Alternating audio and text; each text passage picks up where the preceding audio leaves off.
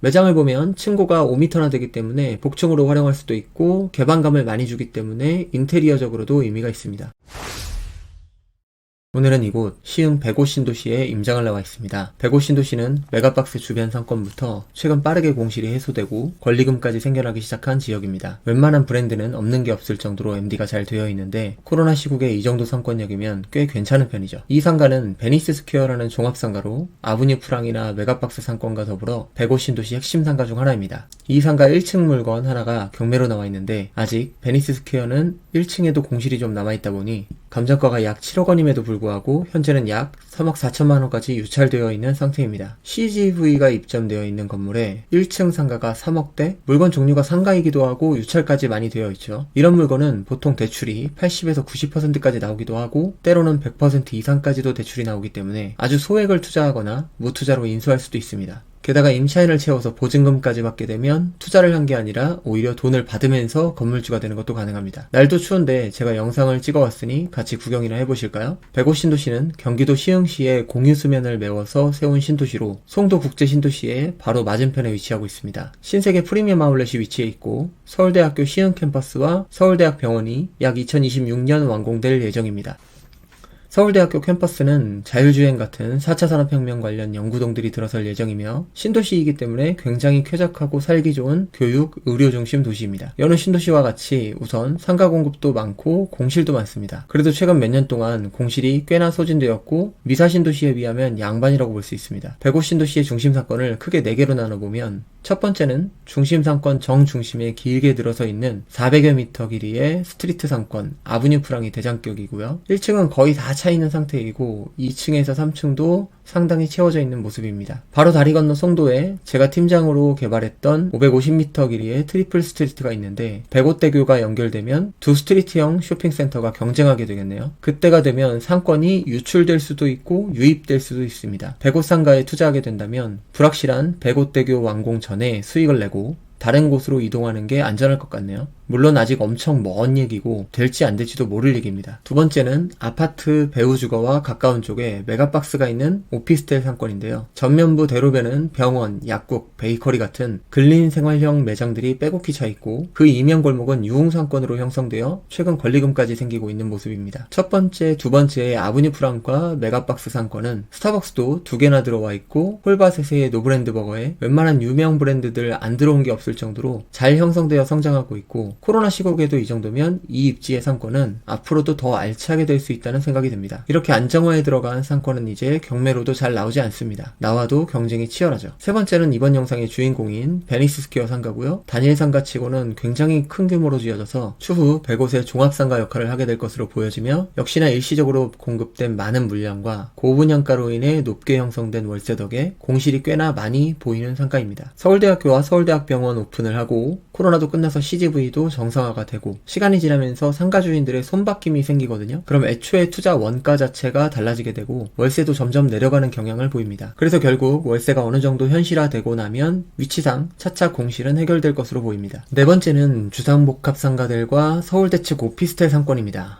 이쪽은 서울대병원과 서울대 캠퍼스를 보고 투자하려고 분양받았을 텐데 그때까지 5년은 더 남았을 뿐더러 캠퍼스도 학생들이 많이 상주하는 그런 캠퍼스는 아니기 때문에 상당히 오래 고전할 것으로 보입니다. 앞으로도 한동안 고생할 지역이기 때문에 여기는 투자보다는 상권에 큰 영향을 받지 않을 장사나 사업을 하실 분들이 들어가서 몇 년 편하게 쓰기에는 좋을 수가 있습니다. 임차가 답이 안 보이는 상황쯤 오면 시행사나 수분양주들과 잘 협상해서 아주 저렴하게 쓰거나 관리비만 내고 사용할 수도 있는데 보통 이런 건 모르니까 아예 시도도 안 하거든요. 아무튼 한동안은 투자로 검토하기에는 무리가 있는 지역입니다. 물론 서울대학병원 정문 쪽 횡단보도 근처는 약국하기 좋은 상가들이 나중엔 대박나겠죠? 대학병원 안엔 약국 설치가 안 되니까요. 아무튼 지금으로서는 지금 딱 이 베니스 스퀘어 정도가 투자하기 가장 적격의 상가가 됩니다. 상권은 제일 먼저 활성화된 곳들부터 주변으로 퍼져나가고 있는데 베니스 스퀘어는 딱 그 위치쯤에 자리 잡고 있으며 베니스 스퀘어 1층 안에서도 절반은 활성화되어 있고 절반은 아직 그렇지 못한 상황이라 몇 년 더 기다리면 충분히 1층 부분들은 공실이 끝나겠다 싶습니다. 시기적으로 딱 투자하기 적격인 상가가 되는 것이죠. 해당 물건은 신성동상이 운영하는 SPA 브랜드 탑10에서 그동안 관리비만 내며 임시창고로 사용하고 있어 명도하는데도 큰 지장이 없어 보이며 체납 관리비도 없을 것으로 판단됩니다.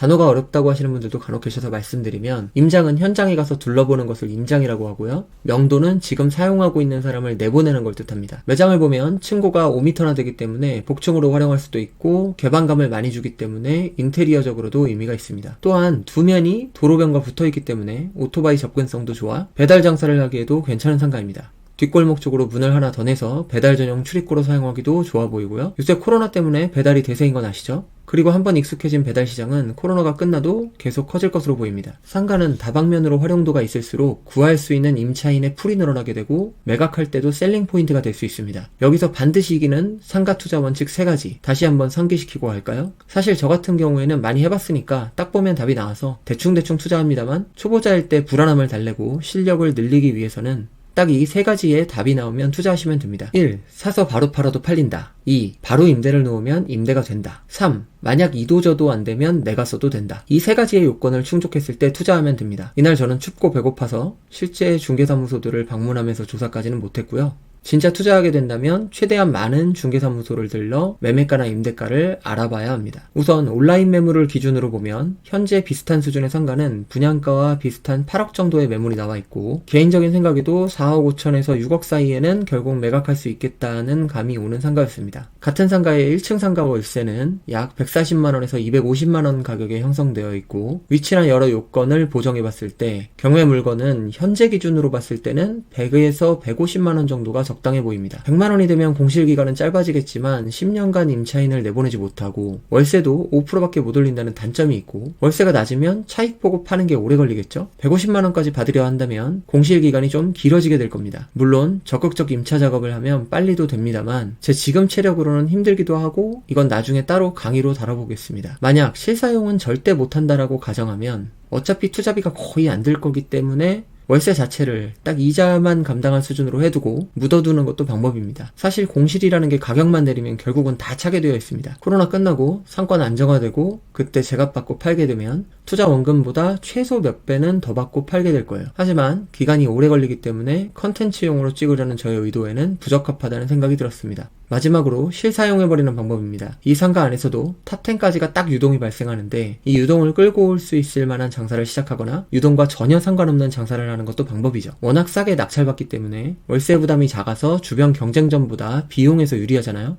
옆에 매장을 추가로 임차한 다음에 터서 괜찮은 브랜드나 느낌의 카페를 하는 것도 방법이고요. 여기에 물건 특성상 지역 배달까지 곁들이면 충분히 수익이 납니다. 아니면 옆에 매장 사용 없이도 애초에 배달 매장을 하는 거죠. 이 위치가 100곳의 정중심에 있고 또 바로 길 건너가 정왕동이기 때문에 반경 1.5km 배달 상권 안에 20만 인구가 있습니다. 전 회사 다니면서도 계속 장사를 했었거든요. 당연히 회사 다니면서 혼자는 할 수 없기 때문에 동업자랑 계속 했었는데, 제가 아파서 누워있는 동안 동업자가 브랜드를 잘 키워놓아서 지금 출점되어 있는 곳들은 배달의 민족이나 쿠팡 1위 하고 있습니다. 아무튼 잡설이, 여기서도 카페든 배달이든 출점하면 월 1000만원은 남길 수 있다는 자신감이 있었습니다. 다시 한번 정리를 해보면 시세가 8억이고 감정가 7억에 나온 상가가 3억 4천까지 떨어졌다.